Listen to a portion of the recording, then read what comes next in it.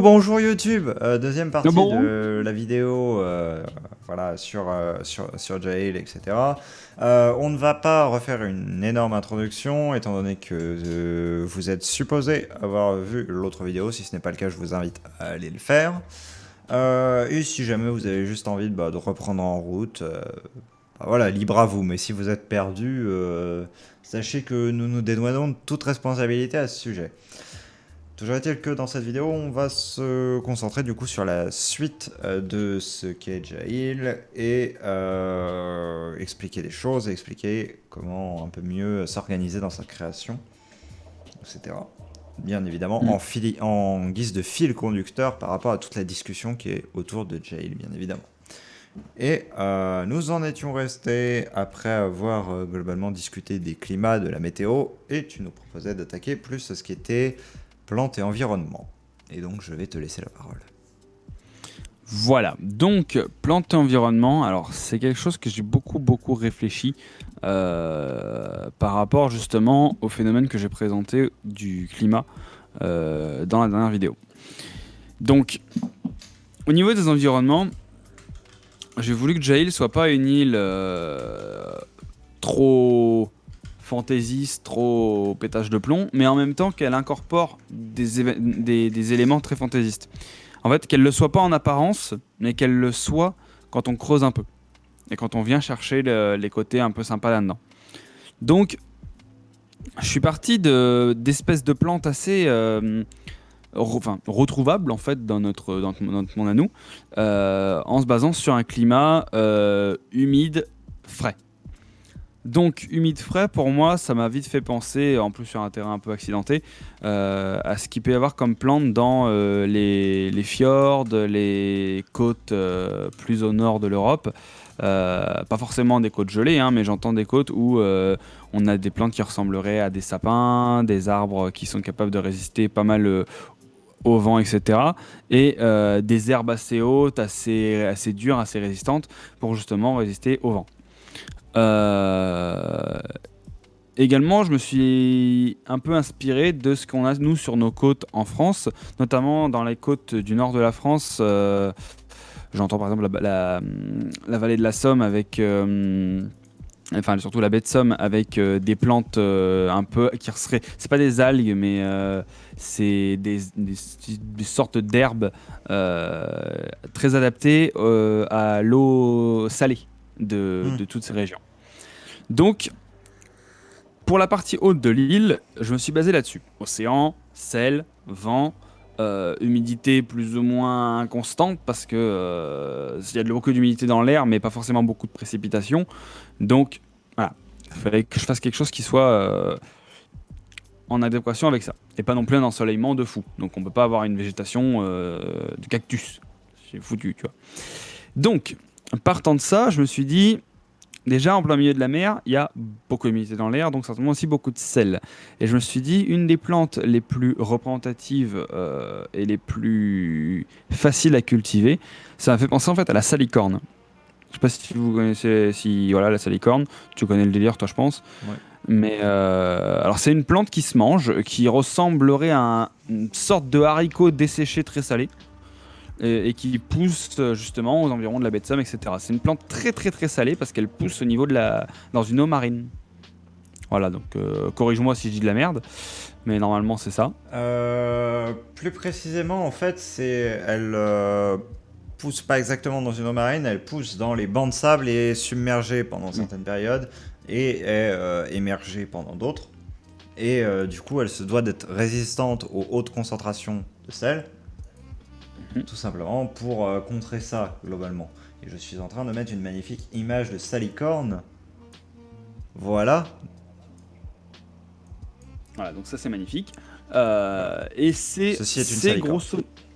c'est grosso merdo, le haut de l'île est composé de plaines très herbeuses, avec des herbes, par exemple, des herbes assez hautes qu'on peut retrouver sur des dunes, etc. Alors, évidemment, c'est pas les mêmes herbes, parce que c'est un type d'herbacées qui pousse sur des sols plus ou moins secs, plus ou moins, pas des sols terreux, vous voyez, des sols plus rocailleux. Mais pas des sols rocailleux de la Méditerranée, des sols plus rocailleux frais. Euh, je pensais à des plaines de ce genre d'herbacées.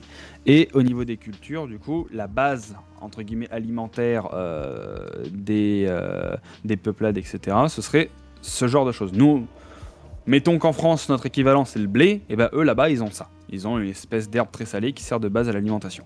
Voilà. Ça c'est pour vous donner un peu l'idée de ce que peut être le sol en termes de plantes. Évidemment, il y a des plantes un peu plus distinctives. J'en ai pas spécialement fait une grande liste, mais je pensais à des buissons un peu épineux, ce genre de plantes qu'on peut retrouver là encore sur des paysages maritimes assez frais. Voilà.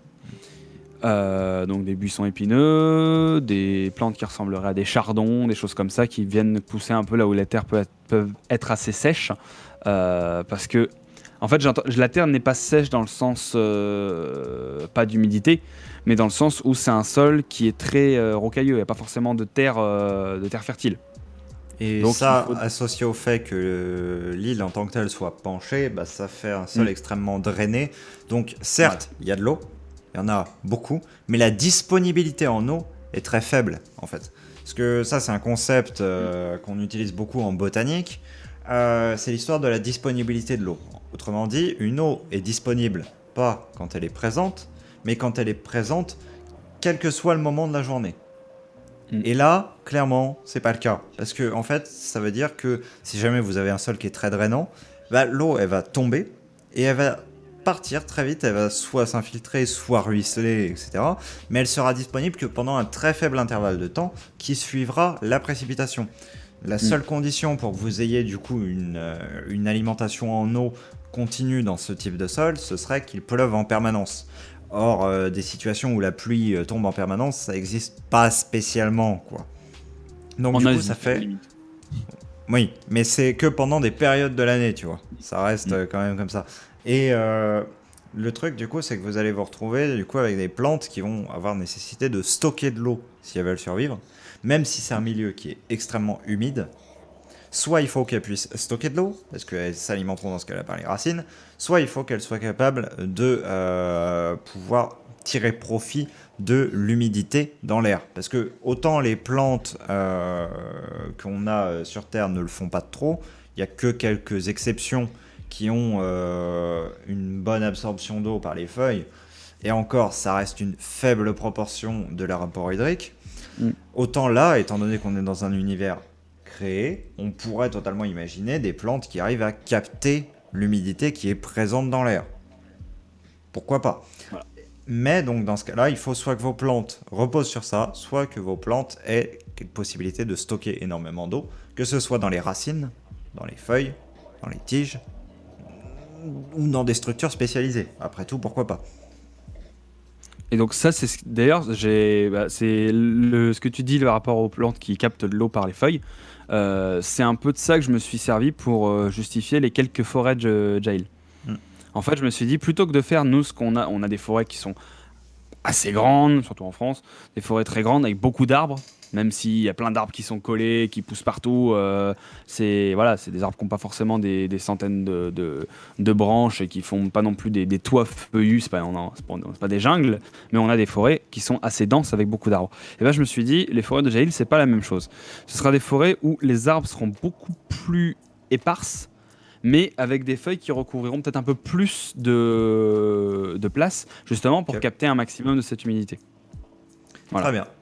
Maintenant, nouveau point création, ça y est, peut-être J'imagine. nouvelle Attention.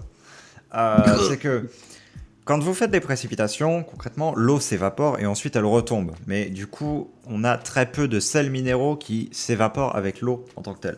A l'inverse, dans le cas d'Embrun, vous avez quelque chose de très chargé en sel. Vous avez juste à vous tenir quelques minutes proche d'une mer et vous allez vous prendre ce qu'on appelle les embruns, c'est-à-dire cette espèce de vent chargé de quelques particules d'eau, qui lui par contre est très salé. Vous le voyez, vous restez quelques heures au bord de la mer, ensuite vous passez votre main contre votre visage, vous vous apercevez que c'est un peu sec, et si vous passez, mettons, votre langue sur vos lèvres, vous sentez un goût salé. Voilà. Une des grosses questions dans ce milieu, c'est comment font les plantes, comment font toutes ces choses-là pour survivre avec une concentration de sel. Et même cette idée-là éludée, Du coup, absorber l'humidité ambiante, ça veut aussi dire absorber les embruns. Et du coup, ça veut dire s'exposer à une grande concentration de sel. Comment est-ce que tes arbres font pour contrer cela? Est-ce qu'ils Et ont bien une justement, mécanique quelconque? c'est leur écorce. Ah, le contre! En fait, l'écorce de ces arbres est très très très cristalline. Le corps, enfin la sève, je dirais, de ces arbres vient absorber aussi ces particules et les expulse directement comme une couche protectrice par-dessus leur écorce. Ce qui fait que leur écorce est dure et a des reflets cristallins. Et ça va également de pair avec le système d'illumination dont j'ai parlé, c'est qu'en fait, la plupart des arbres, alors pas, il y a plusieurs espèces d'arbres sur l'île, hein, mais des arbres assez communs ont un phénomène de réfraction de lumière. C'est-à-dire, c'est un peu comme si on s'amusait à allumer une lampe torche sur des morceaux de verre, ça se met à briller un peu. Et Ouais. ben voilà, le tronc de ces arbres brille et reflète pas mal de choses parce qu'en fait il est très très très chargé en sel. Il suffit de venir gratter avec une lame le tronc de l'arbre et on se retrouve avec du sel quasiment pur dans un pot dans les mains. Voilà. Donc c'était une Donc, du forme coup, d'expulsion par l'extérieur. ce que j'assume de cela, en fait, c'est que tu as considéré que les concentrations, enfin le sel, en gros, était non létal pour l'organisme, de base, parce que le sel passe quand même par l'organisme, en fait. Oui. Et en Voilà, fait, ok. il y est pas stocké. Il y est pas stocké, donc ils y résistent le temps qu'il soit expulsé. Ah, Et parce que d'ailleurs, c'est c'est quelque chose que je n'ai pas du tout précisé en an arrière, donc du coup ça peut être effectivement totalement accepté. Parce que le truc c'est que on m'aurait proposé ça dans notre monde à nous, j'aurais très clairement dit ouais, il y a un moment, non, ça passe pas. Parce qu'en fait l'histoire les derrière, artères sont moches. sans rentrer dans les gros concepts biologiques qui se cachent derrière ça, c'est que les sels minéraux et toutes ces choses-là, il y a des histoires de concentration derrière. Et le truc, c'est qu'une cellule, ça reste une membrane qui a des échanges entre intérieur et extérieur de votre cellule. Voilà, tous les êtres vivants sont constitués de cellules, jusque-là je vous apprends pas grand-chose. Mais toujours est-il que vous avez donc une cellule qui est constituée d'une membrane, il y a d'autres choses à l'intérieur, mais on s'en fiche pour notre exposé. Il y a une concentration de sel A à l'extérieur et une concentration de sel B à l'intérieur. Si jamais vous avez plus de sel à l'extérieur qu'à l'intérieur, le sel va rentrer dans votre cellule. Sauf que le problème, c'est que de trop grosses concentrations de sels minéraux viennent perturber le fonctionnement des cellules. Et à l'inverse, si vous avez beaucoup plus de sels minéraux à l'intérieur d'une cellule qu'à l'extérieur, vous allez avoir une entrée d'eau à l'intérieur de votre cellule pour dissoudre en fait le sel et rétablir les concentrations d'origine entre guillemets, et ça va faire exploser la cellule si jamais vous avez vraiment trop de sel à compenser. Voilà. Et ça, c'est un des énormes problèmes qui gêne la poussée de pas mal de plantes, hormis bien évidemment le vent, toutes ces choses-là, mais que la concentration de sel est trop importante en fait pour permettre la vie en proximité de côtes. Et c'est pour cette raison-là que vous avez seulement des petits arbustes très bas qui sont globalement à des endroits où c'est protégé du vent, genre derrière des dunes. Que vous avez seulement des plantes avec une épaisse couche protectrice autour. Tout ce genre d'adaptation en fait à la vie en milieu hostile auquel il faut penser aussi quand vous créez vos plantes, vos animaux, toutes ces choses-là. Parce que si vous restez sur un système biologique proche du réel, voilà, vous êtes obligé de vous confronter à ça à un moment ou à un autre. Et d'ailleurs, même si vous créez un autre système à part entière, bah faut quand même que vous vous pliez aux règles de votre système. Ça, c'est ce que je vais répéter environ 25 fois dans cette vidéo-là. C'est ça qui est bien. Et c'est pour ça que dans Andaria, il me semble que normalement, ce genre de passe-passe biologique est un peu autorisé parce qu'il n'y a pas forcément de système. Il y a un système de cellules exactement où c'est Justement, difficile à réfléchir. Voilà. justement, en fait, le truc, c'est pour ça que je dis l'univers n'est clairement pas fini et il en est encore sur certains plans entiers Bah oui. à un stade de prototype. Voilà. C'est-à-dire qu'en fait, je ne compte plus les contradictions. Et je l'ai même dit dans la vidéo sur le lore, je ne compte plus les contradictions, dans le sens que je fais en sorte d'en avoir le moins possible, mais il y a des moments où vous êtes forcément obligé d'en avoir quand vous êtes sur quelque chose qui bien a été travaillé sur plusieurs années, et dans plusieurs visées différentes, parce qu'à l'origine, c'était prévu pour être un roman et non un JDR. C'était prévu pour être quelques nouvelles qui se superposent les unes aux autres, et c'est tout, et ensuite on n'y touche plus. Et c'est devenu quelque chose d'assez... Enfin, c'est devenu une espèce d'hybride où se sont greffés plein de parties hétéroclites. Et pendant toute une période, justement, je n'ai pas voulu me poser ces questions de création. Et du coup, ce que je fais aujourd'hui avec Yoka, c'est ce que j'aurais dû faire avec mon moi du passé il y a quelques années. Et c'est aussi pour ça que je suis à même de donner quelques conseils justement sur le sujet. C'est-à-dire que tous ces problèmes-là, toutes ces questions-là, bah, c'est celles que je rencontre actuellement et que je dois solutionner par rapport au moi du passé, qui a écrit des choses qui ne sont pas forcément cohérentes avec ce vers quoi je tends, mais qui en attendant a déjà été écrit dans des petites nouvelles, écrit dans le début du roman, narré dans les JDR, et qui donc du coup, de par cet aspect-là, a une sorte d'aura je vais pas dire d'inviolabilité, mais un petit peu. Dans le sens que une fois, c'est ça. Et ça, c'est la grosse chose dont j'ai discuté dans la vidéo sur le GDoc du lore, c'est qu'une fois que vous avez défini quelque chose et que vous l'avez rendu public, revenir dessus, même si là on est clairement sur du public à petite échelle, mais même à ce stade-là en fait, genre juste en termes d'honnêteté envers soi-même, on ne peut pas spécialement se permettre de revenir sur certaines choses, et du coup on se retrouve obligé d'inventer des justifications. Et c'est pour ça qu'avoir une méthode vraiment très pointue, très presque scientifique en termes de démarche, dès le début, ça vous permet de vous éviter ça. Voilà. Alors après, justement, dans Daria, pour être clair, les êtres sont faits d'énergie. Donc en théorie, il est tout à fait possible que les problèmes cellulaires et tout ça ne se posent pas. Il est possible, tout comme il est possible que si, quand même, parce que l'énergie devient de la matière quand elle est condensée. Et bah après, en fait, c'est juste la question de l'organisation de la matière, comment elle se fait. Voilà.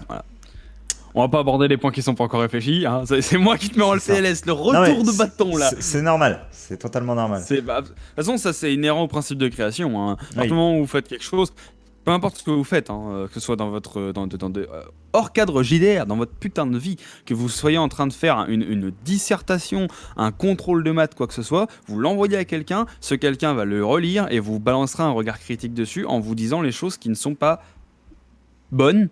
Ouais, pas bonnes, c'est pas le bon terme, mais qui ne sont pas valides pour lui. Alors dans le cadre d'une correction de maths, c'est pas compliqué, hein, 2 plus 2, si t'as marqué 3, t'es baisé. Mais dans une dissertation, bah, t'as défendu un point de vue, le mec en pense un autre et il a derrière beaucoup d'appui théorique pour te dire que c'est pas bon, et bah il va te démonter ton point de vue. Et puis voilà, et derrière tu viens retravailler ce que tu fais par rapport à ça. Donc en fait, là, en soulevant une question de cellules d'arbres, vous imaginez, hein, on parle de putain d'absorption de sel par des cellules d'arbres. C'est le machin dont on n'a rien à foutre. On s'en branle cataclysmiquement. Hein, parce que nos bons héros, là, Héroc et compagnie, vont continuer de taper sur des trucs, peu importe que les cellules d'arbres elles absorbent le sel ou pas. On s'en branle. Mais, quand vient la question, eh ben on se retrouve dans une position un peu délicate où on doit dire est-ce que oui, est-ce que pas non, est-ce que voilà. Vous voyez ? Surtout que et ça, c'est toute la mécanique de création. Autant, justement, ça va vraiment dépendre des formats sur lesquels vous allez proposer ce que vous créez.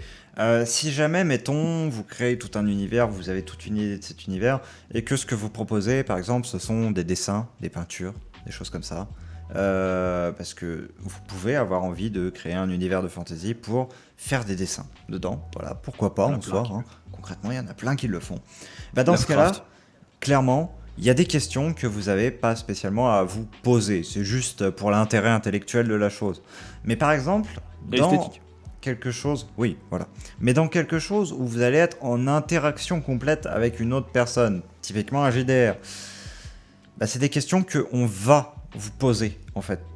Soit directement, soit indirectement. C'est-à-dire que, par exemple, est-ce que les arbres, ils ont un problème avec le sel et les cellules, tout ça, je suis sûr que... à 0,001% de chance près, poser la question dans un JDR, ça n'arrivera pas. Mais toutefois, les choses qui en découlent, elles seront questionnées, bien évidemment. Parce que ce qui en découle, c'est par exemple tout ce qui est une question de nutrition. Question Oui. de, du coup, pourquoi est-ce que en fait les créatures vivantes, elles ont un système digestif et du coup, pourquoi est-ce qu'on mange et du coup, enfin voilà. Et en fait, le truc, Et c'est pour ça que j'ai fait beaucoup. Je suis désolé de te couper plein de fois la parole, mais c'est vas-y. parce que je termine juste mon truc. C'est pour ça qu'en fait, je suis parti d'un postulat de base qui était, on reste quand même très proche du réel parce que derrière, moi, j'ai un certain niveau en biologie, et du coup, c'est des choses que je suis capable d'expliquer, et je comprends les grands mécanismes qui sont derrière, et je peux juste me permettre de un petit peu les modifier pour moi les remettre à ma sauce, et ensuite dire, ok, en vrai, ça roule comme ça. Mais voilà, j'aurais pu très bien inventer un système où il n'y ait pas de cellules, où il n'y ait pas de système de nutrition, où la parole soit complètement différente, que ce soit un organe limite à l'extérieur du corps qui soit chargé de la parole ou je ne sais quoi, ou que tout se fasse par télépathie, parce que il y a plus de larynx, pharynx et autres organismes en inx, et autres organes en inx qui permettent la voix. Ouais, je ne suis pas parti de ce postulat-là parce que à la base, au tout début, au commencement, je ne suis pas parti dans cette direction-là. Et ensuite, je me suis commit là-dedans, et c'est aussi l'histoire d'un biais cognitif. Un biais cognitif qui est que quand vous committez dans quelque chose, vous allez commit à fond dedans, même si vous savez que ce n'est pas forcément la meilleure chose à commit dedans et que vous aimeriez le changer, vous continuez quand même dans la voie. Et ça, c'est quelque chose qui arrive énormément dans la vie de tous les jours, et encore plus en création. On a trop envie de l'utiliser parce que on a commencé dans cette direction-là. Pourquoi est-ce qu'on remettrait tout en cause, qu'on repartirait à zéro pour recommencer? Et je sais que j'y suis astreint énormément à ce biais-là. Parce que le fait même que mes organismes aient encore un système digestif, qu'ils aient encore un système de parole, qu'ils aient encore ceci, cela, c'est dû à ces biais-là. Mais pourtant, je vais les garder. Voilà. Aussi, une autre raison, par contre, beaucoup plus matérielle, beaucoup plus technique, c'est que lorsque vous êtes face à quelqu'un ou que vous vous faites lire par quelqu'un, que ce soit une nouvelle, un roman, etc., si vous êtes sur un système qui est proche du réel, vous avez plus de facilité à vous faire comprendre. Et donc, du coup, vous pouvez aller à l'inverse pour certains détails, beaucoup plus en profondeur, beaucoup plus loin dans la création, créer des choses qui soient beaucoup plus ésotériques, alors que si vous avez toutes les bases à réexpliquer, vous n'allez pas pouvoir vous permettre énormément de variétés supplémentaires autour de cela, parce que sinon ça fera beaucoup trop à ingérer pour la personne qui est face à vous. Voilà. Et puis, même, je t'ai voulu te couper pour te dire, parce que, en fait, quand tu parlais justement des arbres, etc., en fait, c'est tout con, mais c'est une question qui s'est posée quand même. Souviens-toi dans Oblafaya, quand on a dû couper un arbre pour utiliser sa sève. Oui. Dans quel putain de jeu ça devient l'idée de faire ça? Nous, ça nous est venu. D'une force des choses, on a été allé couper un arbre pour se servir de sa sève. Oui. S'il avait décidé qu'il n'y avait pas de sève, voilà. C'est tout con, hein. Il aurait pu ne pas y avoir de sève dans un arbre.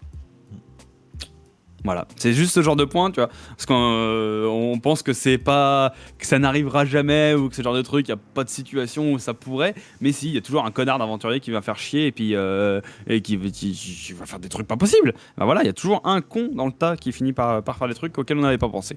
Donc bon, hein, je dis que si, j'ai envie de dire, on a eu des joueurs qui allaient dans le fin fond des tavernes pour aller trouver des endroits où on n'avait juste pas prévu d'aller, et voilà, fallait le faire. Et justement Bref. aussi, parce que tu fais bien de le soulever, faites attention à ce que vous créez sur le vif. Vraiment. Oui. C'est-à-dire que Bien vu. si vous faites un JDR, si vous faites un roman, ça peut arriver aussi, mais vous allez être parfois obligé d'inventer quelque chose sur le moment, sur le coup, pour contrer un problème, pour quelque chose, genre une facilité scénaristique dans un roman, mais également expliquer un truc à un joueur dans un JDR. Vous allez être obligé d'inventer quelque chose qui peut être en contradiction avec votre lore. Donc, le problème, en fait, c'est que, bon, on va pas se mentir, soi-disant, vous devriez connaître votre lore sur le bout des doigts, etc. Sauf que c'est pas possible, parce que quand vous commencez à avoir des masses énormes de lore, il y a obligatoirement des choses que vous ne pouvez pas avoir en mémoire. C'est pour ça d'ailleurs que j'ai commencé ce travail du GDoc, c'est que il y a des choses dont je me souviens plus au jour le jour, parce que Je n'ai pas que ça à penser. Et même si j'avais que ça à penser, vu la quantité d'informations qu'il y a, bah, je ne suis pas capable de tout retenir. Donc du coup, j'ai besoin de ce rafraîchissement. Mais des fois, vous allez avoir besoin d'improviser quelque chose face à un joueur, face à quelque chose que vous devez écrire. Bien qu'encore vous puissiez prendre une pause, mais vous allez peut-être perdre l'inspiration de ce que vous étiez en train d'écrire, et ce sera beaucoup moins spontané, beaucoup moins personnel. Et du coup, faites vraiment attention à ce que vous créez sur le vif. Faites généralement en sorte que ce soit des petites choses. Essayez de retenir au moins toutes les grandes règles de votre univers. Et de vous dire, si ça ne contrevient pas aux grandes règles de cet univers, je me l'accepte. Mais ensuite, j'irai vérifier les règles plus spécifiques, plus petites, sous-jacentes, et je ferai peut-être quelques adaptations. Mais que ça ne contredise pas une de vos très grandes règles, genre gravitation, voilà, j'en passe, bien évidemment. Mais juste faites attention à ça, vraiment. C'est parce que après, ça va vous faire des maux de tête incroyables quand vous allez devoir vous replonger dessus et que vous allez devoir vous dire, ok, quelle version je garde? Parce que j'ai fait 4 fois la même chose, mais 4 versions différentes qui n'ont aucun rapport les unes des autres. Voilà. D'où le fait de prendre du papier et de noter. Voilà, ça c'est bien, c'est utile et ça marche bien parce qu'une fois que c'est noté, c'est décidé et point. Voilà, ça aide. J'aurais dû me chercher mon café pendant que tu étais en train de parler, ça aurait été plus constructif. Bref, revenons-en du coup à nos histoires de végétation, parce qu'à la base on était sur ça. Oui. À savoir que du coup je me suis aussi basé sur le fait, donc j'ai parlé des plantes de sol, hein, tout ce qui est herbacées, plantes, petits buissons, etc. Des arbres. Oui, il y a des arbres. Il y a aussi des arbres qui, eux, sont un peu plus adaptés à des milieux marins. J'entends les sapins. Les sapins, enfin tous les... Alors, moi, je connais strictement rien en bio. Je sais qu'il y a des sapins près de là où il y a la mer. Ouais, tu trouves des pins, effectivement, qu'on nomme les pins maritimes, d'ailleurs, pour la simple et bonne raison que les aiguilles, en fait, c'est une forme de résistance à la dessiccation. Dessiccation, résistance au dessèchement, voilà. En gros, ce que vous avez... Je m'étais dit que les épines ça servait, mais j'en avais aucune idée. Ce que vous avez, en fait, c'est une structure qui est fine, donc du coup, qui est très peu en contact avec le milieu qui est salé, relativement, et du coup, qui possède une forte cuticule à sa surface. Cuticule, c'est une sorte de cire, si vous voulez, qui recouvre l'intégralité de votre aiguille. Et du coup, vous avez au final très peu d'échanges avec l'extérieur. Et comme vous avez très peu d'échanges avec l'extérieur, vous avez très peu de sel qui rentre et donc une forte résistance au sel. Et donc du coup, vous avez une forte résistance à un climat plus océanique. Donc en fait, c'est un bouclier, quoi, basiquement. Oui, basiquement, c'est ça. Et c'est pour ça aussi que les sapins ont tendance à beaucoup suinter de la sève dès qu'il y a la moindre ouverture. Ou ça a aucun rapport, parce que je sais que c'est ce genre d'arbre où à peine tu fous ta main dessus, t'as déjà plein de trucs collants sur la gueule, donc... C'est sans rapport direct avec ça. D'accord, ok, juste voilà. Je pose mes questions en même temps, j'ai un prof de bio sous la main, qu'est-ce que vous voulez, je m'en sers. Du coup, donc voilà, c'est ça au niveau des grands arbres, je dirais c'est un mélange de sapins, et pour les arbres plus traditionnels, notamment notre bon vieux chêne bien François, son équivalent le plus rapproché sur Jail, c'est un arbre avec des feuillages très très denses, très très grands, avec des branches assez longues pour justement aller mettre des feuilles le plus loin possible pour capter un maximum et de lumière et d'humidité dans l'air, et du coup cette fameuse écorce assez brillante. Voilà. Pour les endroits où il y a justement un peu plus de rétention d'eau, j'entends là par exemple l'eau qui dégouline tranquillement sur notre île tout en pente finit par stagner à un endroit parce que, mettons qu'il y a un fucking caillou qui est bloqué le chemin, voilà, un peu d'érosion, des merdiers comme ça. Il y a quelques endroits où l'eau est retenue un peu plus naturellement, des espèces de petits bassins de rétention. Il y a une zone sur l'île, alors j'ai pas la carte de l'île à vous présenter malheureusement aujourd'hui, hein, c'est ce que j'avais dit que je devais la faire, mais c'était il y a 2 mois. Voilà. Mais je sais pas faire les schémas et j'ai pas envie de faire des trucs n'importe comment. Je n'ai pas la qualité du faisage de cartes de notre cher Siegfried. Donc voilà. Aussi. Mais j'ai pas de centaines de feuilles A4 et un super scanner pour faire des putains de cartes en Full HD comme t'as fait. Voilà. Pardon. Excusez-moi, monsieur. Mais connard. Pour les zones les plus centrales justement de cette île, les zones qui sont pas trop au bord. Donc c'est là où il y a les plus de forêts, hein. Je parle toujours de la zone haute, centre zone haute, c'est là qu'il y a le plus de forêts. Et vers le milieu de l'île, les forêts sont un peu plus enclines à avoir des petits bassins de rétention. Et autour de ces espèces de mares improvisées, hein, il y a des arbres un peu plus type saule pleureur. Parce que j'aime beaucoup les saules pleureurs. Voilà.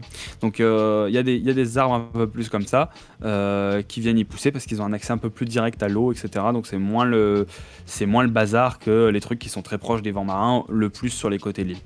Donc eux, ils sont un peu, c'est un peu plus vulnérables, mais qui justement peuvent bénéficier d'une source d'eau qui, même si elle n'est pas là tout le temps, est là plus souvent, parce qu'il y a un peu plus de rétention, etc. Voilà. C'est également des arbres qui disposent, toujours en lien avec l'illumination, de cellules très très brillantes, et donc c'est pour ça qu'il y a des endroits, des mares très très jolies, typiquement contes de fées, avec des arbres qui ont des feuilles et des petites pousses de plantes brillantes dans les feuilles. Donc vous imaginez des lianes de saule pleureur avec des petits points bleutés dedans, tout brillants durant la zone d'illumination, et qui restent briller la nuit. Voilà. C'est parce que c'est joli. Et puis, parce que c'est joli, et puis aussi que ça sert aux espèces naturelles. Parce qu'en fait, la faune et la flore se servent de ces arbres comme point de repère parce que ils servent à indiquer aussi la présence d'eau. Donc en fait, ces espèces de petites plantes brillantes servent aussi à indiquer aux espèces animales aux alentours qu'il y a de l'eau. Et les espèces animales, elles, quand elles ont besoin de sels minéraux, elles viennent souvent lécher l'écorce des arbres et donc venir un peu délester l'arbre de son trop-plein de sels minéraux. Donc Et c'est là que je vais passer remettre un tac. pour... non, non, non, pas forcément. Mais que je vais passer pour quelqu'un de sans cœur, etc. Dans le sens que tu nous as fait une magnifique description de ces petits animaux qui se repéraient avec les couleurs des lianes, tout ça. Voilà, c'est Ils très voient pas la couleur. sympa, etc. Non, non, non, non, non, non, non, non, pas ça. Mais juste... Ce que tu m'as dit, c'est qu'il y a des arbres, type le pleureur, qui poussent voilà, près de ces bassins de rétention d'eau. Et que par contre, dans la partie la plus haute de l'île, Mhm. il y avait quand même une forêt. En fait, plus ou moins, plus on descend sur la Mhm. partie pentue de l'île, Ouais, le bout de l'île, ça reste une pointe. ouais, En fait, les bouts de l'île, c'est plus plaine, et les quelques rares arbres, c'est sapins, c'est des trucs ok, résistants au vent, etc. Plus on va vers le centre de ces plaines, ouais, etc., plus on est éloigné des bords de l'île, donc un peu plus protégé du vent. oui, Là, on commence à avoir des concentrations un peu de forêts et d'arbres. Et enfin, la zone la plus protégée, vraiment les fins fonds de cette zone de pointe, donc voilà, mhm, quasiment au milieu de l'île en fait, ouais, c'est là, dans cette petite zone-là, centrale, qu'on commence à avoir justement ces arbres plus protégés et plus vulnérables. ok. C'est Mais là qu'il y a la vraie grosse forêt qui ressemblerait plus à une forêt comme nous, on pourrait se l'imaginer. oui, donc en fait, ce que tu es en train de me dire, c'est que la partie centrale en tant que telle est constituée d'une part d'une forêt clairsemée et d'autre part, sur le plus au centre de cette zone centrale, une forêt beaucoup plus dense, Voilà. etc. Mais du coup, en fait, moi, ce que je veux dire, c'est en fonction du gradient de pente, parce que du coup, comment tu te retrouves avec des arbres, même clairsemés, dans une zone qui au final est plutôt sèche, en fait. Qu'est-ce qui vont justifier le fait qu'ils soient là? Alors, il y a les arbres qui étaient là déjà dès le début, parce qu'évidemment, quand l'île s'est arrachée, ça n'est pas devenu une page vierge. Donc, il y avait déjà des réminences, des restants des forêts qui étaient placés à la base sur la presqu'île, quand elle était encore une presqu'île. Et ces quelques arbres sont pour la plupart des survivants et des jeunes pousses adaptées à ce nouveau climat qui justement descendent de ces anciennes Ok, forêts. ouais, c'est clairement une idée de... Il y a quelques survivants et en vrai, avant, t'avais une forêt beaucoup plus grande, c'est ça? C'est ça. C'est ça. Ok, Et en fait, bah, le système de plaine également. En fait, c'est pour ça que j'ai pas la carte. Je l'ai en tête, mais je l'ai pas. C'est vrai que sans la carte, c'est plus compliqué à décrire en oui. effet les répartitions. Mais les plaines sont réellement les anciennes plaines de Jail. Oui. C'est pas devenu des plaines parce qu'on a rasé tous les arbres. Par contre, celles qui sont aux endroits où il y avait des forêts et donc les plaines où il y a quelques petits arbres de temps en temps, ça oui, c'est beaucoup plus des anciennes forêts. Oui, voilà. Parce Parce que que elles, voilà, la plupart des arbres sont morts parce que bah, ça s'est passé trop vite et qu'ils n'ont pas beaucoup survécu. Les rares qui ont survécu, en fait, les plus jeunes pousses sont des chutes directes de ces arbres-là et viennent reprendre un peu de vie à cet endroit-là en étant fortement adaptés, hein. Parce qu'en fait, le point derrière que je voulais venir toucher, en fait, et pour l'introduire, en fait, et pour l'expliquer, c'est que votre monde est changeant. Que ce soit en termes de climat, que ce soit en termes de décisions politiques, que ce soit en termes d'implantation d'espèces. Chacune de ces actions-là va avoir une action sur l'écosystème global, en fait. Si vous mettez une espèce, mettons, on va prendre un exemple typique. Encore une fois, aux îles Shetland, l'introduction des lapins. Alors les lapins, au début, il n'y en avait pas dans les îles Shetland parce que bah, c'est des îles qui sont assez isolées, elles sont à 250 km des côtes les plus proches. Et du coup, sur ces îles, il n'y avait aucun lapin. Puis ensuite, il y a eu un port de lapins parce que bah, les lapins de compagnie c'était sympa et que les lapins domestiques à manger, bon, voilà, ça reste quelque chose de facile à élever et voilà, ça fait de la viande. Bon, mais le truc, c'est que de ça, des lapins sont allés à l'extérieur des clapiers, sont allés à l'extérieur des maisons, ils se sont enfuis. Et le truc, c'est que quand vous êtes face à cette situation-là, une espèce a deux voies d'évolution possibles. Soit elle est adaptée au milieu de base et donc elle va y survivre, soit elle n'est pas du tout adaptée au milieu et elle va y mourir. Spoiler pour les lapins, ils étaient ultra prêts pour le milieu et ils n'avaient aucun prédateur sur place. Logique, étant donné qu'il s'agit d'une espèce importée et que du coup elle n'était pas là auparavant, donc elle n'avait pas son prédateur, elle n'était pas impliquée dans une chaîne alimentaire. Et donc du coup, ça a complètement déséquilibré au niveau des îles Shetland dans leur intégralité l'écosystème global, dans le sens que qu'est-ce que ça fait un lapin? Ça ronge des petites pousses d'arbres, ça creuse des trous partout, et ça se reproduit à une vitesse grand V, donc du coup ça multiplie le nombre d'individus de manière exponentielle. Comment vous dire que la plupart des côtes actuellement des îles Shetland sont pseudo-instables, donc c'est-à-dire qu'elles sont en train de s'effondrer, juste à cause des terriers et des lapins. Et ça, qu'est-ce que ça fait? Bah, ça change la morphologie même du lieu, alors que bah, au final, bah, il s'agit juste de 3 lapins qui se sont évadés d'un clapier. Et c'est pour ça, bien évidemment, prendre en considération chacun des éléments dans vos créations, c'est impossible à faire. Mais au moins pour les choses les plus marquantes, au moins pour les choses les plus grandes, c'est-à-dire un gros changement climatique, un peuple qui vient s'installer à un endroit, ça va avoir des répercussions sur l'environnement, sur les autres peuples, etc. Et c'est des choses qu'il faut considérer. Il ne faut pas vous dire qu'une fois que vous avez mis en place votre monde, la seule chose qui va changer, c'est les guerres ou les événements comme ça. Non. De simples petites décisions, des imports d'espèces, des choses comme ça, vont changer une dynamique complète de zone et peuvent faire basculer un climat d'un extrême à l'autre. Et c'est d'autant plus vrai que si c'est des espèces très très invasives et très très modificatrices de l'environnement, aka bonjour c'est nous les humains, Voilà. inutile de bonjour ça va la Terre en ce moment elle va bien. Voilà. Même sans aller sur ce débat-là exactement, il y a juste à voir au Moyen-Âge ce qui s'est passé. Parce que c'est une chose qui est de plus en plus sûre et de plus en plus admise au niveau de la communauté des historiens, c'est que au début du Moyen-Âge, la France entière était recouverte de forêts. 85% de la France, il me semble, était recouverte de forêt. Ouais, mais ils tendent plus vers du 90% même maintenant. Ah ouais, carrément. D'accord. Ouais. Bah voilà. Moi, ce que j'en avais, je me faisais mes souvenirs de collège déjà. Ouais. 80-85%. Mais c'était pas encore totalement admis. Maintenant, là, c'est du sûr. En gros, c'est à 99% sûr que à 99% c'est vrai. Enfin, c'est le truc, genre, t'as juste un type dans le fond d'un bureau qui le contredit, mais autrement, en gros, la Mais France lui, on aurait s'en branle. été couverte de Voilà. 80 à 90% de forêt. Et vous regardez la France aujourd'hui, ce n'est plus du tout le cas.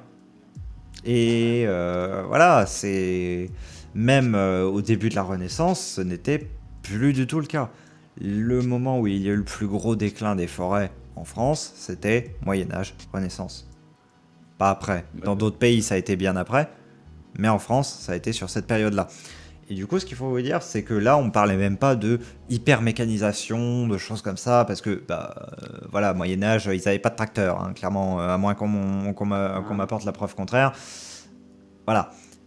Mais juste, donc c'est pour vous dire que dans un monde de fantasy, l'implantation d'un peuple à un endroit va avoir des répercussions sur cet endroit. D'ailleurs, je vous invite à voir, si ça vous intéresse, ce que c'est qu'un essar. Mm.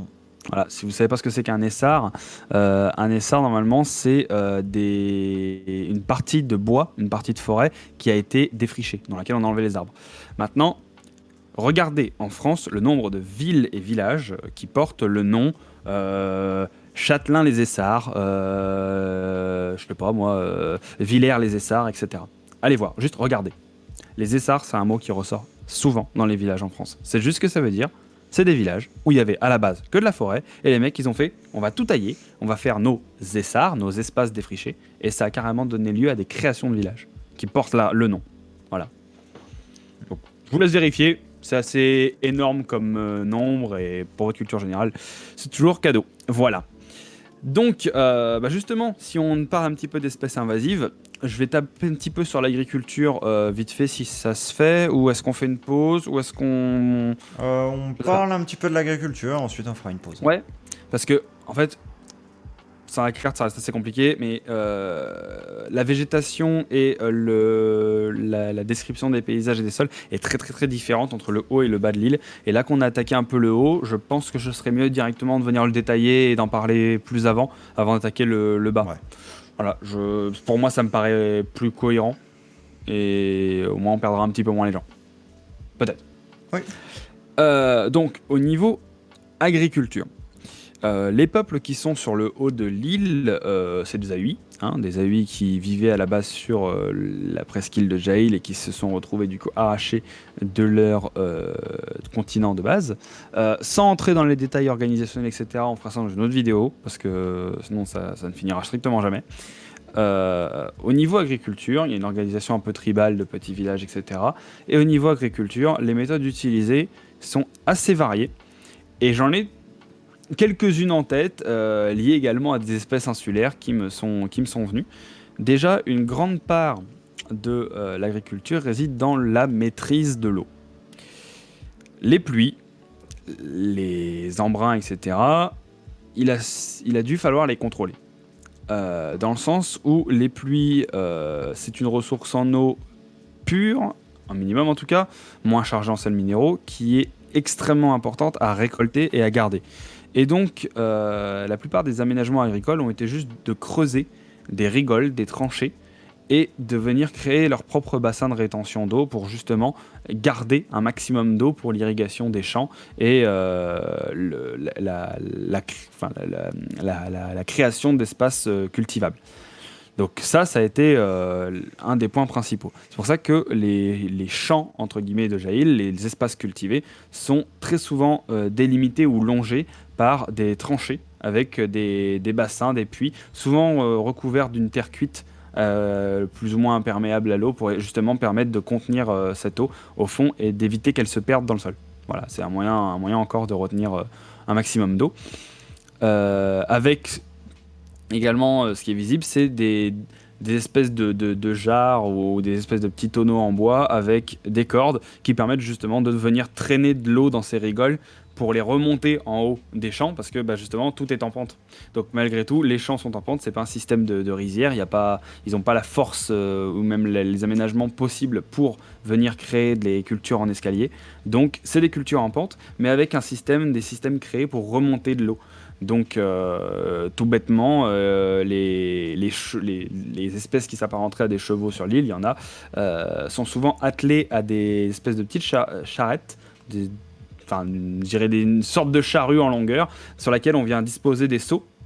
Et dans ces seaux, on va tout en bas du champ, on met de l'eau récoltée, on perce un trou au fond des seaux et on fait remonter le cheval tout le long du champ pour pouvoir avoir un dépôt d'eau tout le long du champ et avoir des cultures qui continuent de grandir. C'est une manière d'irriguer en fait, tout simplement.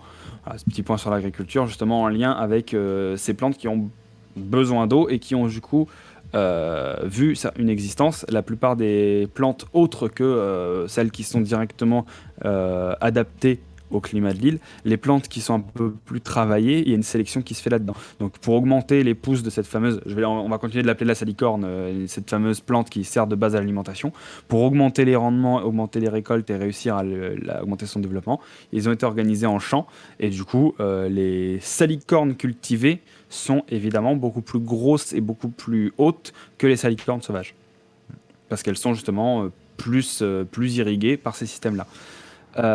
Également, certains buissons donnent des baies qui sont comestibles et les agriculteurs ont pris pour moyen de venir en fait replanter des pépins et essayer de refaire des espèces de petites amas de buissons avec ces baies comestibles et en fait les protéger au maximum dans des endroits où il pourrait y avoir quelques arbres assez grands pour protéger un peu du vent trop salé pour justement augmenter la résistance de ces buissons et faire qu'ils ne soient pas trop attaqués par les sels, etc. Voilà. Donc c'est des petits systèmes d'agriculture qui sont mis en place avec justement tous ces endroits-là, notamment dans les plaines qui sont à la base des endroits les plus, on va pas dire les plus secs, mais les endroits qui sont assez balayés par des grands vents, parce qu'évidemment il n'y a pas forcément de choses pour faire barrage. Les cultures au sol sont faites là, et c'est là sont souvent posés les champs justement de salicorne ou de choses comme ça. Voilà.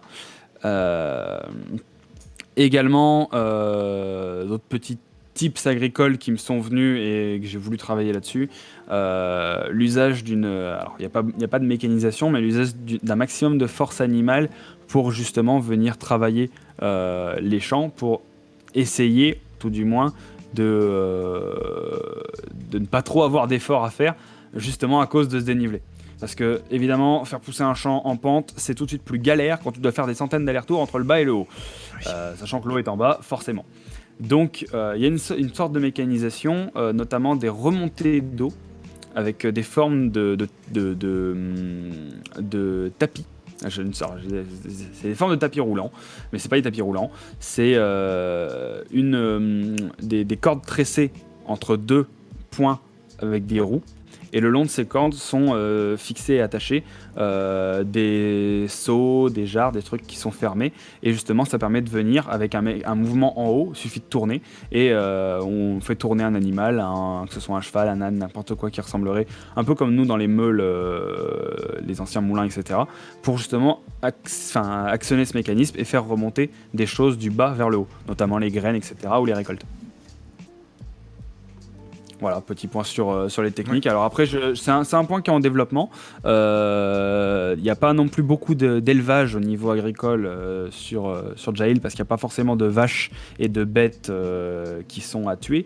La base de l'alimentation en termes de viande, si on peut attaquer un peu le côté faune et flore, c'est le poisson. Tout étonnamment que ça puisse paraître, mais le poisson est une des bases alimentaires sur Jail.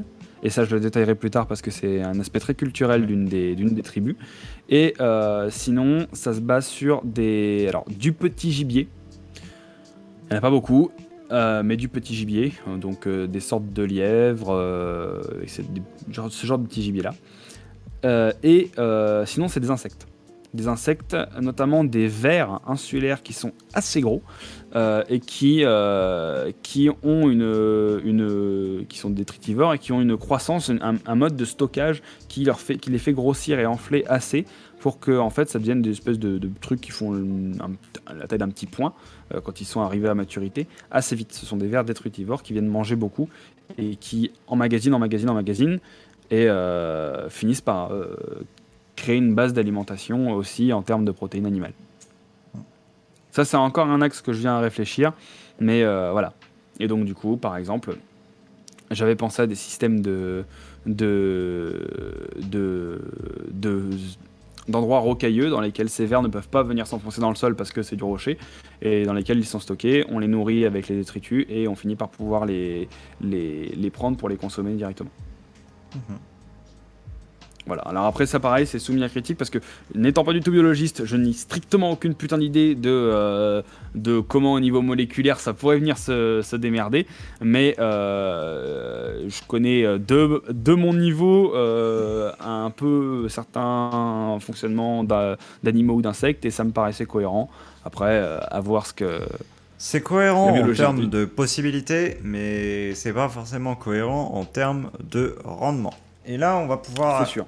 aborder aussi un point très intéressant, c'est ça qui est bien. C'est les histoires de rapport entre surface et nécessité de production.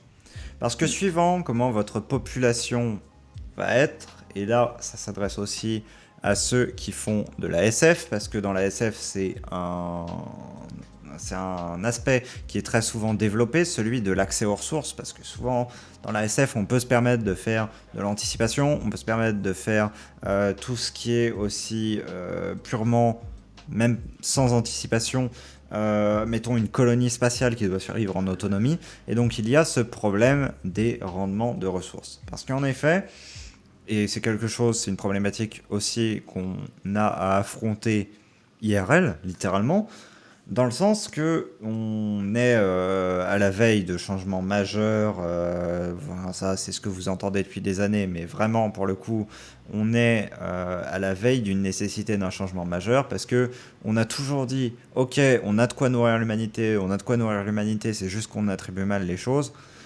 Sauf qu'en fait, on est en train de passer lentement la barrière du on ne peut plus nourrir l'humanité avec la manière qu'on a, non pas d'attribuer les ressources, mais de les produire. Dans le sens que produire 1 kg de protéines animales, ça demande beaucoup plus de ressources que produire 1 kg de protéines végétales. Pourquoi ça? C'est une histoire de consommateurs primaires et de consommateurs secondaires.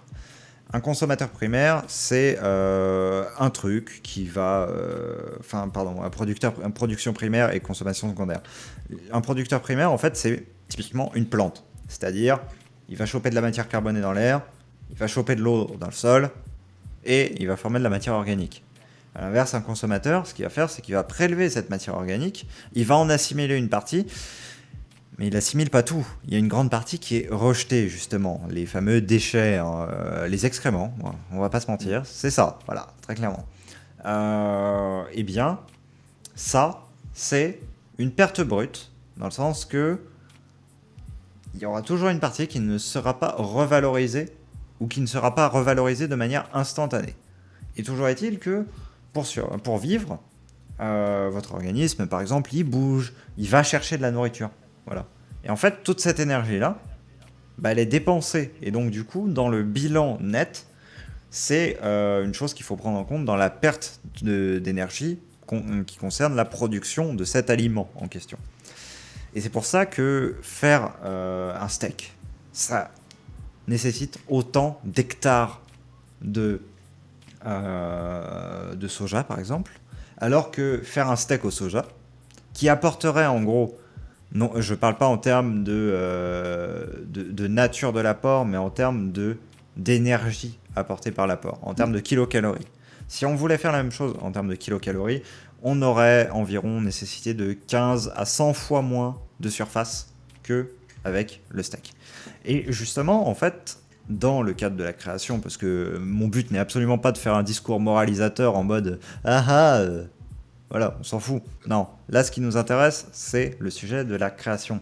En fait, c'est que là, typiquement, on est sur un espace assez réduit. Et donc, du coup, bah, de toute manière, même si tu as dit, ok, il n'y a pas de vache, il n'y a pas de tout ça, bah, il y aurait un moment où j'aurais été obligé de te dire, ouais, mais t'as peut-être pas les ressources pour les produire, ces vaches-là. Tu peux peut-être pas te permettre de le faire.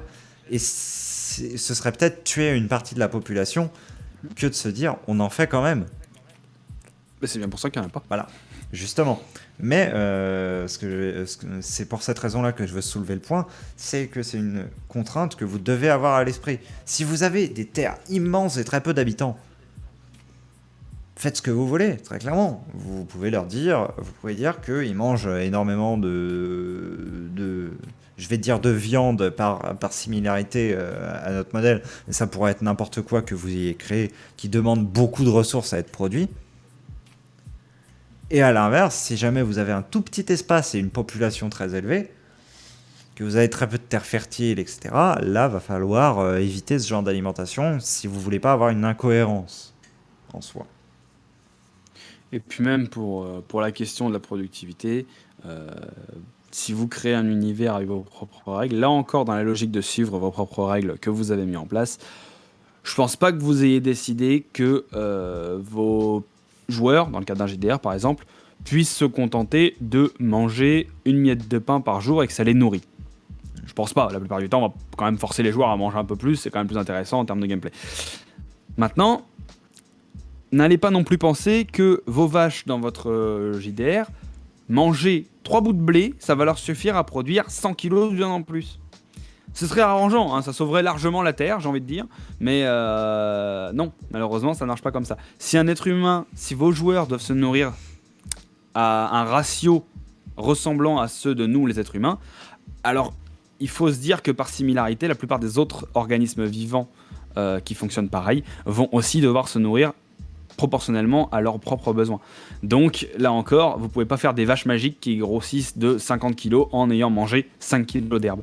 Et pareillement, il y a toujours la solution de dire c'est magique.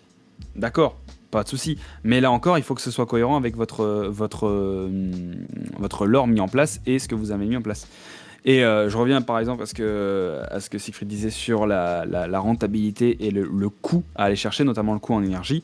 C'est bien pour ça que nos amis les félins préfèrent des fois dormir 16 heures plutôt que d'aller chasser. Parce que c'est bien beau de courir après une antilope, mais si tu te dépenses toute ton énergie et que t'as pas ton beefsteak à la fin, eh ben tu crèves comme une merde. Donc vaut mieux rester sur son rocher à attendre et saisir la bonne occasion. C'est pour ça aussi qu'on a des insectes ou des reptiles qui peuvent ne pas manger pendant des semaines. Et sans aucun souci, parce qu'ils sont capables de conserver et d'aller utiliser cette énergie qu'au moment où ils savent que c'est worth it. Voilà. Donc ça, c'est pour le côté prédateur, par exemple. Plus... Mais plus, vas-y. Vas-y. Non, parce que moi, Comment ça va partir peut-être assez loin. Bon. Parce que j'allais dire enfin, sur un univers où justement vous incluez des choses qui ne sont pas forcément humaines, vous pouvez vous servir de ça. Vous pouvez venir dire que certains organismes adaptés ou ayant une influence magique, énergétique, dans le cas de Pandaria, beaucoup l'énergie, on peut avoir ce genre d'organisme qui dépasse certaines limitations naturelles dans un cadre respectable. Notamment, j'entends, sur Oblafaya, on en a vu une chier d'organismes qui n'ont strictement rien de normal et qui arrivent à fonctionner quand même, et on ne comprend pas pourquoi. Déjà, nous, PJ, on comprend pas pourquoi. Mais alors après, en tant que constructeur de cet univers, il faut savoir pourquoi, il faut savoir l'admettre. Maintenant, c'est un fonctionnement qui peut être très différent. Une plante sur Aexnos peut avoir besoin de 10 litres d'eau pour pousser d'un centimètre, et une plante sur Oblafaya ne peut avoir besoin que 10 millilitres, peut-être. Il y a certainement une raison à cela. Énergétique peut-être, de fonctionnement, de métabolisme. Moi j'en sais rien parce que c'est Siegfried qui s'en est chargé. Mais vous voyez, ça peut expliquer des différences. Et ça aussi, il faut s'en servir.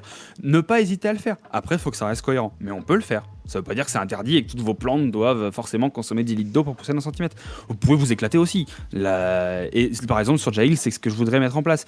Je sais que, pour l'instant, je l'ai pas encore abordé, mais j'aimerais bien créer un ver de terre qui bouffe du sel et qui métabolise, qui vienne transformer le sel en protéines animales, en chair. Voilà. J'aimerais bien créer un animal comme ça.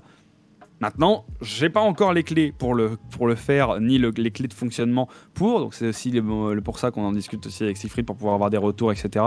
Et discuter de points un petit peu sensibles comme ça, où moi-même je sais pas trop apporter de réponse, mais c'est une idée de concept qui me plairait et que je pense développable.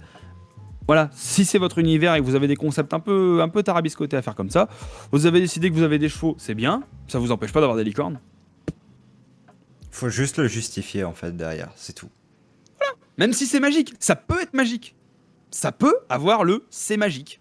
Dans le cas où la magie, dans votre univers, justifie réellement ça. Voilà, c'est ça. C'est ce que le truc, ta gueule c'est magique, faut quand même que ce soit un ta gueule c'est magique parce que ça, en fait. Faut pas que vous vous arrêtiez au juste à la chose. Faut que vous ayez toujours une raison pour la chose, quitte à ce que ça vous ennuie. Et moi, ce que je vais revenir, c'est sur un petit truc juste avant, qui va possiblement vous faire sourire un peu, au minimum. Qui est que Si jamais vos vaches, parce qu'on va reprendre l'argument de tout à l'heure, si jamais vos vaches mangeaient seulement 3 brins d'herbe, bien il n'y aurait peut-être pas d'histoire en réalité. Parce que, si on y réfléchit bien, pourquoi est-ce que si jamais mes vaches mangeaient 3 brins d'herbe, j'aurais pas de JDR?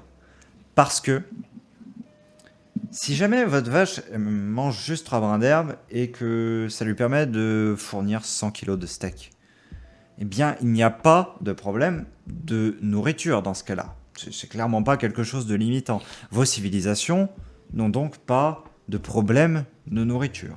S'il n'y a pas de problème de nourriture, et ben, étant donné que les vaches fournissent aussi du cuir, donc pour les vêtements, ben, clairement, il n'y a pas de problème non plus pour ça. Par ailleurs, ça peut aussi vous servir à faire des os, donc vous n'aurez aucun problème à faire vos, mettons, des tentes ou des choses comme ça avec. Et donc du coup, mais si jamais il n'y a pas de problème de limitation de ressources, pourquoi est-ce que par exemple il y aurait une guerre? Pourquoi est-ce que il y aurait juste une rixe entre deux personnes? Non. S'il n'y a pas de facteur limitant, il n'y a aucune raison à ce qu'il y ait confrontation. Au contraire. Et donc du coup, bah, dans ce cas-là, pourquoi vous metteriez une guerre entre un seigneur et un seigneur voisin? Parce qu'ils ne seraient pas là à se disputer le petit bout de terre, le petit lopin de terre qui était entre deux, pour mettre quelques vaches de plus, pour pouvoir nourrir 3 paysans de plus. Ça n'aurait pas de sens. Et justement, c'est à ça qu'il faut que vous fassiez attention quand je dis faites attention à vos ratios de consommation par rapport à la production. C'est dans le sens que si jamais vous faites des ratios complètement déséquilibrés en faveur de la production, bah ok, vous allez produire énormément, ok, vous allez avoir des sociétés qui vont tenir énormément, mais mis à part pour des idéaux politiques ou alors des idéaux Religieux, etc. religieux, vous n'aurez pas de raison de partir en guerre. Et encore, parce que si on y réfléchit bien, de quoi est-ce que ça vient tout ça? Pourquoi est-ce qu'on a des tensions politiques? Pourquoi est-ce qu'on a des tensions choses? Il y a un adage qui dit du pain et des jeux. Si vous donnez le pain et que de l'autre côté, ils arrivent eux-mêmes à produire leurs jeux, vous avez une situation stable en permanence. Et si vous avez envie d'inclure des guerres à votre histoire, parce que les guerres c'est tragique, mais c'est un des plus gros moteurs de l'histoire, bah vous aurez rien en fait. Je renvoie même là-dessus à des concepts plus psychologiques, moi qui suis en formation d'éduc. La pyramide de Maslow. Alors je sais pas si toi tu connais, Moi, certains connaissent peut-être. Allez voir la pyramide de Maslow. Vous comprendrez, alors ça en 5 étapes, pour te dire comment être quelqu'un d'accompli et de satisfait, grosso merdo, pour faire simple.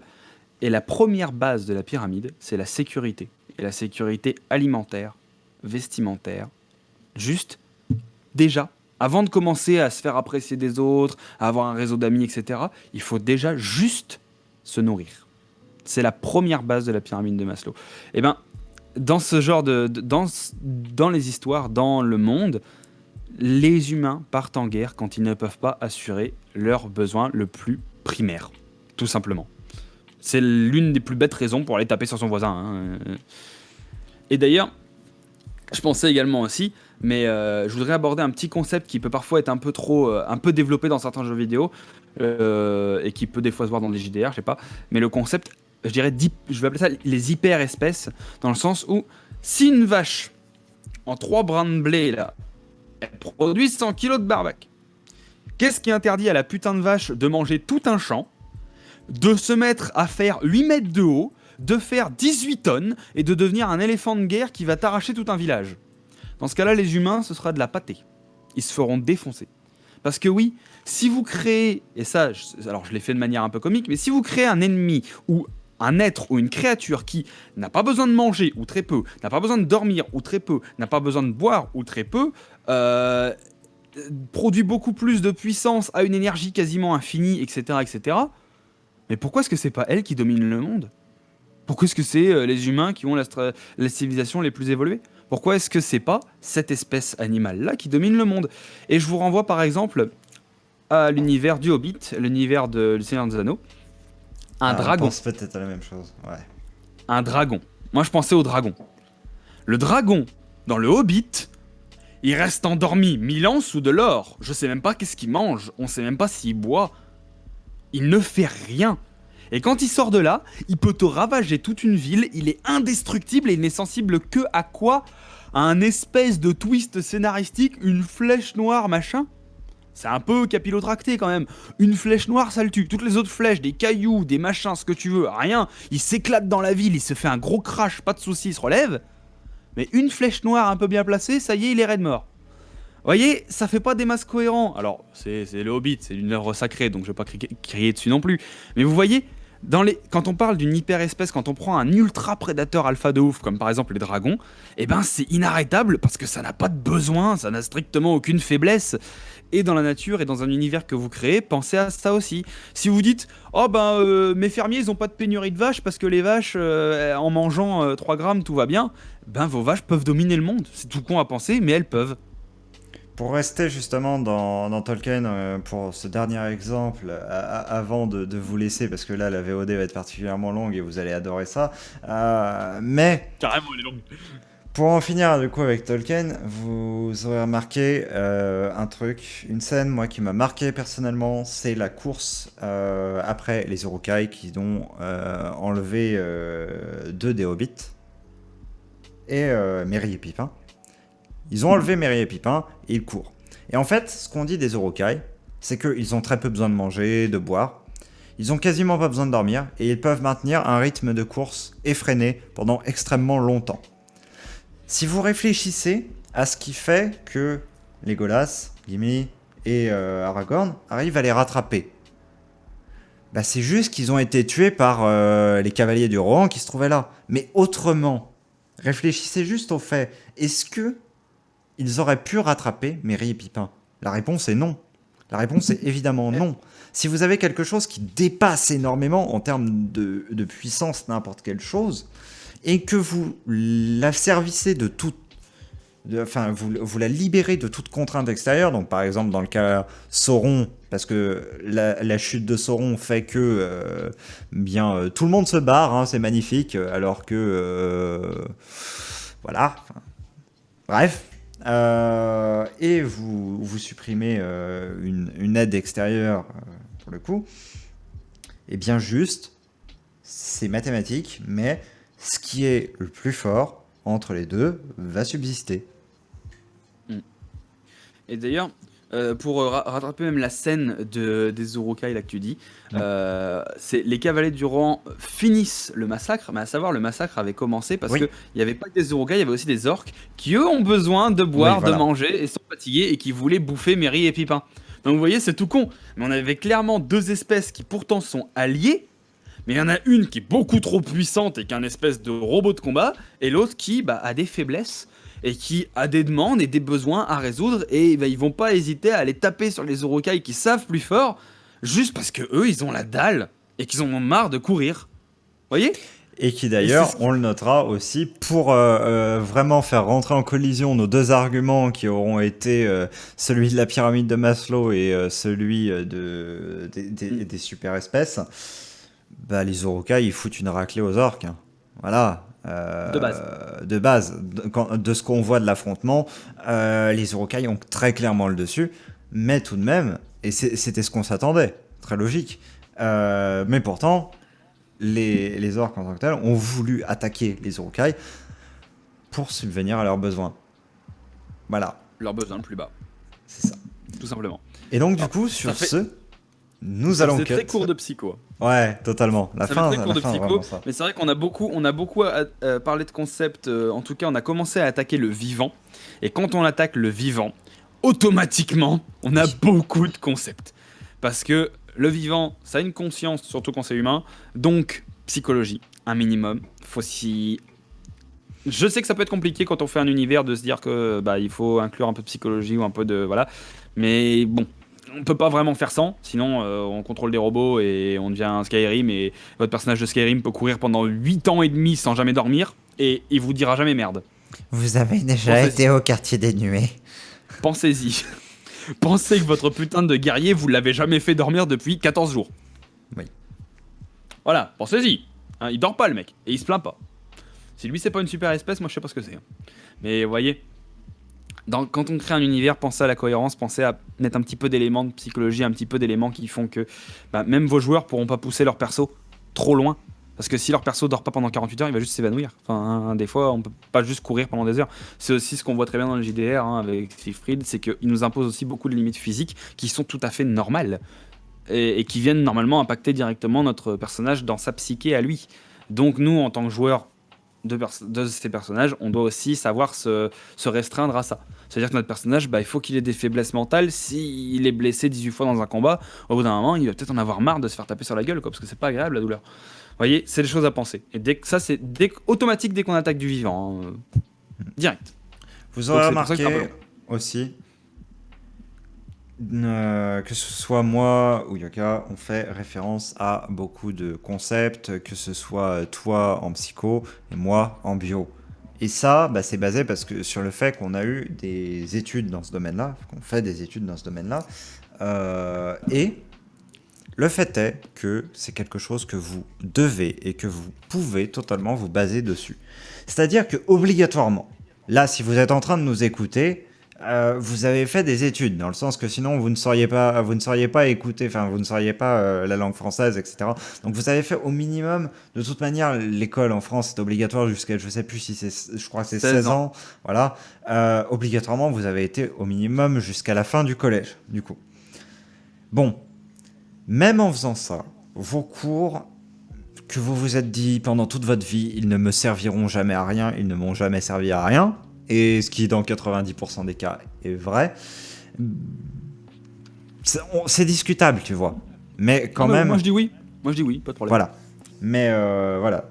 Eh bien, dans le cadre de la création d'un univers, vous allez vous en servir à mort en réalité. Je me retrouve à me resservir de vieux concepts que j'ai vus en cours de français quand j'étais en première et terminale. Je me retrouve à réutiliser des choses que j'ai vues en latin quand j'étais en 5e, 4e. Je me retrouve à... Tout simplement parce qu'en fait, quand vous créez quelque chose, on dit tout le temps vous vous inspirez de choses, vous vous inspirez de... Mais même en essayant de vous en détacher au maximum, vous êtes obligé toujours de repartir sur des concepts, sur des choses, et voir comment se sont déroulées les choses pour vous-même en créer des nouvelles. C'est-à-dire que par exemple, dans un cours d'histoire, vous voyez la Première Guerre mondiale, mettons. Eh bien, l'histoire de la Première Guerre mondiale, on ne vous demande pas de la réécrire à votre sauce dans votre JDR. Ça non. Par contre, ce que vous pouvez voir, c'est quels sont les facteurs déclencheurs du conflit. Pourquoi est-ce qu'il y a eu le conflit qui a démarré à tel endroit? Pourquoi est-ce que le meurtre de telle personne a enchaîné telle et telle réaction en termes de politique? Pourquoi est-ce que la montée des extrêmes a favorisé la possibilité d'un conflit global? Qu'est-ce qui a fait que les extrêmes sont montés? Et voilà. Et en fait, en vous posant toutes ces questions-là, qui sont au final les grandes questions qu'on vous fait vous poser indirectement quand vous êtes dans un cours, eh bien en fait, tout ça, vous en avez vraiment besoin pour créer votre univers. Et autant ça peut être très concret comme là de la biologie, de la psycho, autant ça peut être beaucoup plus abstrait comme c'est dans le cas de l'histoire, de la philo, de la littérature aussi, parce que votre monde, de manière logique, s'il y a des gens qui parlent dedans, il y a des gens qui écrivent. S'il y a des gens qui écrivent, il y a des œuvres. Et s'il y a des œuvres, il y a des styles littéraires. Il y a également différents formats d'écriture. Il y a des essais, il y a des romans, il y a des nouvelles, il y a des poèmes.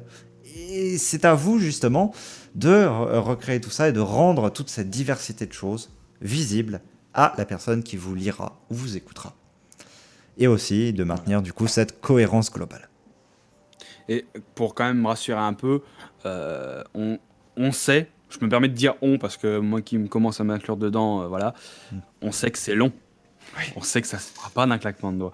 Alors ne vous découragez pas parce que ça peut être un peu décourageant d'entendre De Gus vous dire bon bah Oui. il nous a fallu 4 ans et on n'a toujours pas fait plus de 5 mètres carrés. Voilà, ça peut être un peu flippant. C'est parce qu'on rentre beaucoup dans le détail. Vous pourrez vous amuser en créant des trucs qui sont pas aussi complets évidemment. Mais juste, ça sert à rien d'essayer de foncer dans des trucs ultra précis. Des fois, revenir. Le processus de création, c'est pas un processus figé, c'est un processus d'avancer et de recul. On avance, on écrit des choses, on revient dessus. Et si on ne revient pas dessus, alors on déconstruit un peu ce qu'on a fait pour venir en tirer autre chose. pour venir se dire, voilà, j'ai une base que j'ai posée, et ben, même si elle est un peu différente et qu'elle est compliquée à exploiter, je vais quand même essayer d'en tirer quelques petits trucs à ma sauce en bougeant légèrement. Il y a des trucs qu'on peut plus changer maintenant qu'on a fait, qu'on a écrit, que c'est posé dans l'univers de d'Andaria. Et bien malgré tout, on continue d'avancer et de construire avec ça. Donc, vous voyez, c'est pas un travail qui se fait en une nuit. C'est ok, c'est un travail de longue haleine, etc. Mais c'est pas un travail prenant. C'est pas juste un truc qui va vous bouffer votre temps et votre énergie. Vous n'êtes pas obligé d'aller chercher, de taper pyramide de Maslow, de Glasgow, ce que vous voulez, tous vos cours. Vous n'êtes pas obligé de relire tous vos cours d'histoire et Non, compagnie. du tout. Juste prenez ce qui vous vient en fait. Moi, clairement, Jail, si c'est dans ce carnet, c'est parce que c'est aussi dans ce carnet que je prends mes cours et que des fois je suis juste en cours et que j'ai une pause ou que je m'intéresse plus à ce que le mec raconte et puis que je suis en train de me repenser au JDR et que je me dis tiens, je pense à ça et je fais un petit truc d'écriture, j'écris un petit paragraphe, 15 lignes de ce que j'ai eu envie de penser sur le moment. Et je le raccorde en rentrant le soir ou je le raccorde dans mon esprit à ce que moi j'avais déjà pensé ou ce que j'avais déjà imaginé. Vous voyez? Et ça se fait juste quand vous en avez l'envie. Faut pas vous forcer à créer et vous forcer à vous impliquer ou à vous inculquer tout ce que nous on est en train de dire. Nous ce qu'on balance c'est des exemples, des petits outils, des trucs qui peuvent peut-être vous aider si vous avez envie de vous en saisir. Si vous en avez pas envie, mais grand respect à vous et faites comme vous le sentez. C'est votre monde, c'est votre univers, c'est votre processus de création.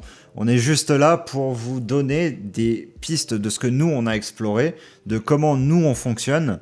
Et ensuite, bah voilà, libre à vous de les valoriser ou non. Sachez que moi, par exemple, je vous parle depuis tout à l'heure de grands concepts, de choses comme ça. En ce moment, ce que je crée, en fait, quand je crée des trucs pour l'univers, ce qui se passe, c'est que j'ai une trottinette que je vais à la fac en trottinette tous les matins et que j'en rentre tous les soirs. J'ai environ 3 quarts d'heure de trottinette et très exactement 13 feux sur le trajet. Et en gros, à chacun des feux, quand il est rouge, bah, je m'arrête et je note un truc dans mon carnet si jamais je l'ai pensé pendant la partie de trottoir qui était avant. Voilà, c'est tout, genre.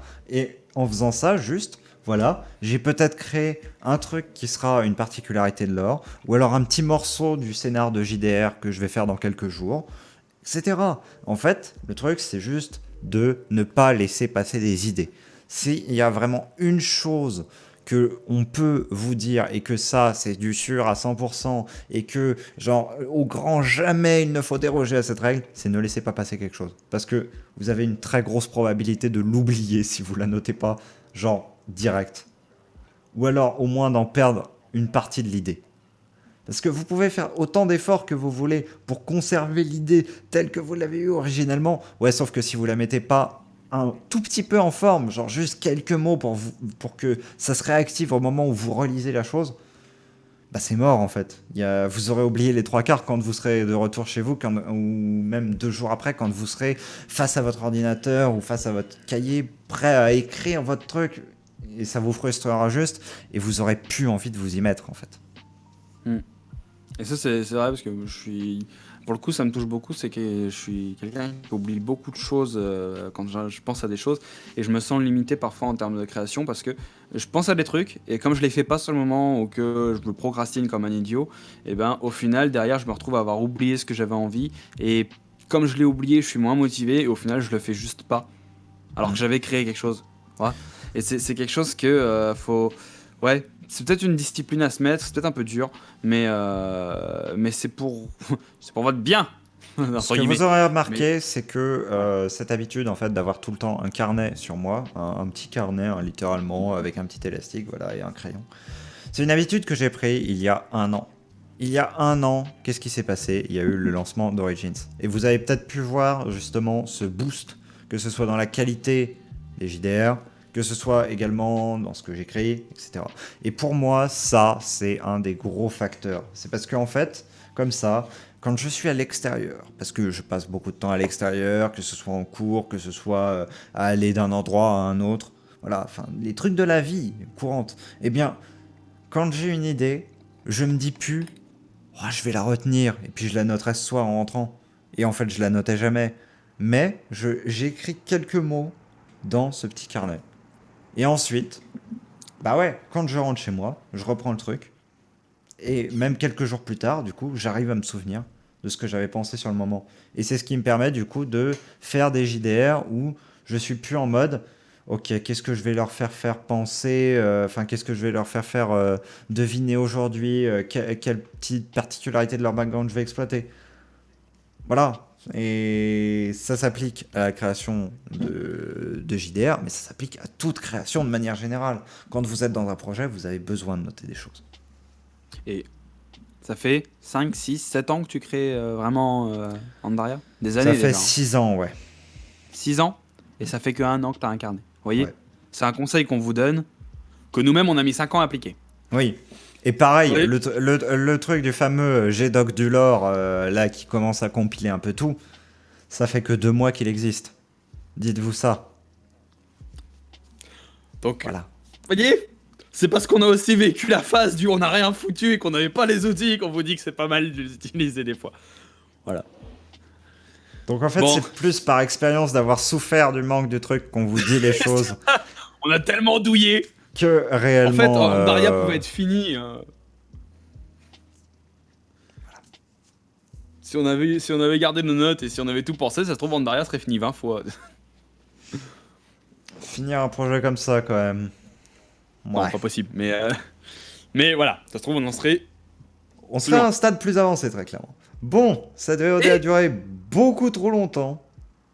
Mais c'est pas grave. C'était cool.